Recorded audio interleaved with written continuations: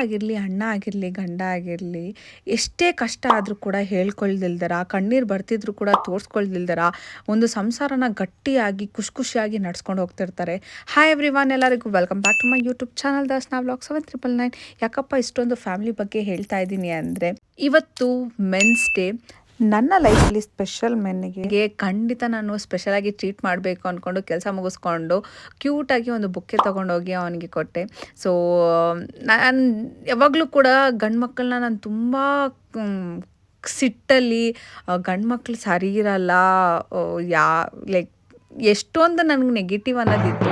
But after ಜೀವನ ನಾನು meet ಮಾಡಾದ್ಮೇಲೆ ನನಗೆ ಅರ್ಥ ಆಯಿತು, ಒಂದು ಗಂಡು ಮಗು ಕೂಡ ಇಷ್ಟೊಂದೆಲ್ಲ ಒಂದು ಹೆಣ್ಮಗು ಫೀಲಿಂಗ್ಸ್ನ ಅರ್ಥ ಮಾಡ್ಕೊತಾರೆ, ಅದಕ್ಕೆ ಸ್ಪಂದಿಸ್ತಾರೆ. ಲೈಕ್ ಟೋಟಲ್ ಪರ್ಸ್ಪೆಕ್ಟಿವೇ ನನಗೆ ಚೇಂಜ್ ಆಗೋಯಿತು. So he is very very special. And ಈ ಮೆನ್ಸ್ ಡೇಗೆ ಅರ್ಥಪೂರ್ಣವಾಗಿ ನನ್ನ ಲೈಫಲ್ಲಿರೋದಂದರೆ ಅವನೇ. ಸೊ ಫಾರ್ ಹಿಮ್ ಸ್ಪೆಷಲಾಗಿ ಟ್ರೀಟ್ ಮಾಡಿಸೋದಕ್ಕೆ ನಮ್ಮ ಮನೆ ಹತ್ರ ಝೂಡಿಯೋ ಕರ್ಕೊಂಬಂದೆ.